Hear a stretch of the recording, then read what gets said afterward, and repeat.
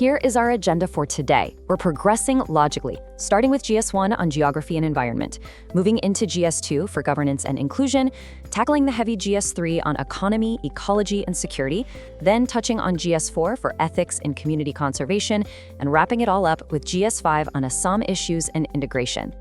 All right, let's dive right into Section 1, GS1, Geography and Environment.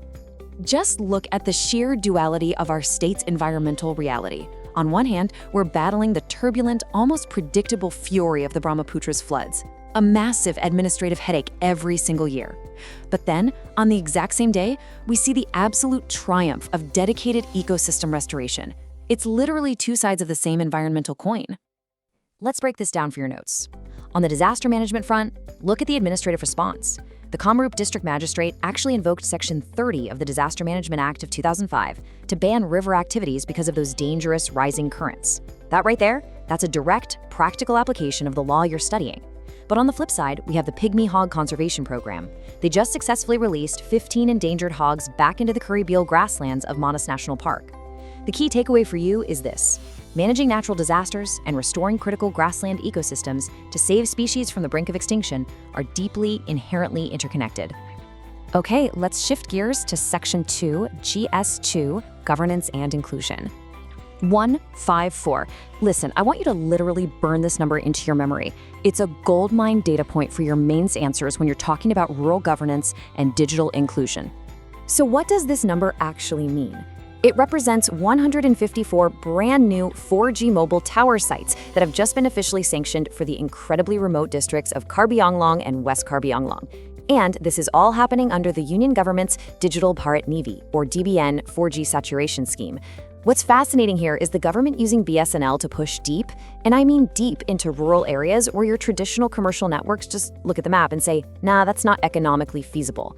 And this is exactly what brilliant digital governance looks like in action. You know, it's not just about getting a few bars of mobile signal. It's about fundamental rights. By specifically targeting these underserved communities and pushing past those traditional economic barriers, the state is literally unlocking doors to digital healthcare services and connecting remote students to online education platforms. When you need to write about bridging the digital divide in your GS2 paper, this is the exact contemporary real-world example you need to use. Moving right along to Section 3, GS3, Economy, Ecology, and Security. This one's packed today. First up, let's talk about the economic boom. Assam's Act East policy is seriously accelerating. Right now, we have a high-level European Union delegation visiting the state, holding bilateral talks and checking out the new Tata semiconductor plant. But the real showstopper here? The launch of Assam's very first Blue Valley cluster. This relies on a really unique 4P model. That's public, private, people, partnership. It's designed to integrate sustainable value chains in sectors like fragrances, AUSH, and food processing, directly connecting our local people with European markets. It is a massive, game-changing step for industrial integration. Now, touching on security and technology within GS3, keep an eye on the Home Ministry's new Land Port Management System, or LPMS.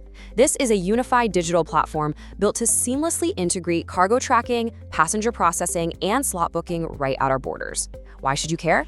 Because it basically takes our land ports and elevates them to the exact same technological standard as our seaports. It's fundamentally strengthening border security while making international trade so much smoother. But hey, as future civil servants, we can't just cheer for the boom. We have to be rigorously impartial. We have to critically analyze the paradox that happens when these grandiose developmental goals crash headfirst into our fragile regional ecosystems. Take the Subansiri downstream crisis making headlines today. The sudden, massive release of water from the 2,000-megawatt Subansiri lower hydroelectric project just created total panic downstream in Lakhimpur. Today's editorial exposed a really severe breakdown in the early warning communication protocols between the NHPC and the district administration.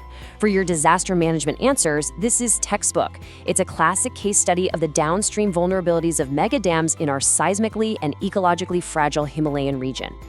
And frankly, this ties into a much broader crisis.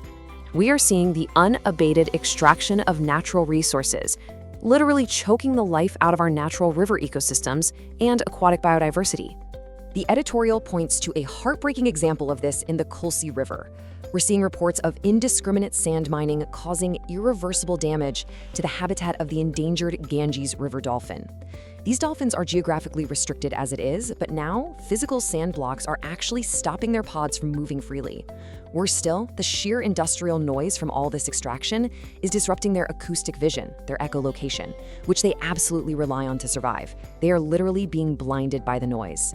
Conservationists are desperately stressing that any developmental initiatives absolutely must be weighed against these impacts on native wildlife. All right, let's bring some ethics into the mix with Section 4, GS4, Ethics in Community Conservation. If you ever get a case study on rural development or environmental ethics, you need to use this example. The Barbheda Eco Development Committee, or ADC, located right near Kaziranga National Park. They've just launched a women-led poultry value chain that focuses entirely on antibiotic-free production. It is a brilliant, totally replicable model of a circular economy. The crucial takeaway here, especially from an ethical governance perspective, is that wildlife conservation doesn't, and frankly can't, succeed in a vacuum. You have to secure the economic well-being of those forest French communities first. By providing these sustainable, conservation-linked livelihoods, you drastically reduce human vulnerability. And when vulnerability drops, so does the desperate pressure to exploit protected forest resources. It is the ultimate win-win scenario. Finally, let's pull it all together in Section 5, GS5, Assam Issues and Integration. Today's editorial leaves us with a really powerful, chilling warning. It notes that any further disruption to such a fragile ecosystem is likely to obstruct elephant movement and aggravate conflict, posing serious risks to both wildlife and local communities. That speaks right to the heart of this incredibly delicate balance between generating state revenue and preserving our ecology. The specific issue they're talking about is the Dihing Pakai Elephant Reserve. Oil India Limited just got the green light for hydrocarbon exploration there. Now, this means diverting 4.9 hectares of forest land in the Digboy Forest Division. It might sound small, but it involves felling about 135 trees in a highly dense, absolutely undisturbed eco-class I forest.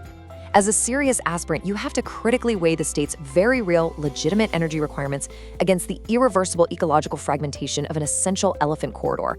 Especially, and this is key, especially when human-elephant conflict is already skyrocketing in that exact region. So, what does this all mean for you? Well, that brings us to your task for the day. I want you to take all these structured insights from today's explainer, pick up your pens, and attempt this mains question right now. Critically analyze the ecological risks of hydrocarbon exploration in reserved forests amidst rising human-wildlife conflict. It's a 250-word challenge. Structure your answer carefully, plug in those specific data points we just discussed, and above all, maintain a balanced, highly analytical tone. Do development and conservation always have to be at odds, or is there a middle path we are failing to see? Think about it. Thank you so much for joining this masterclass today.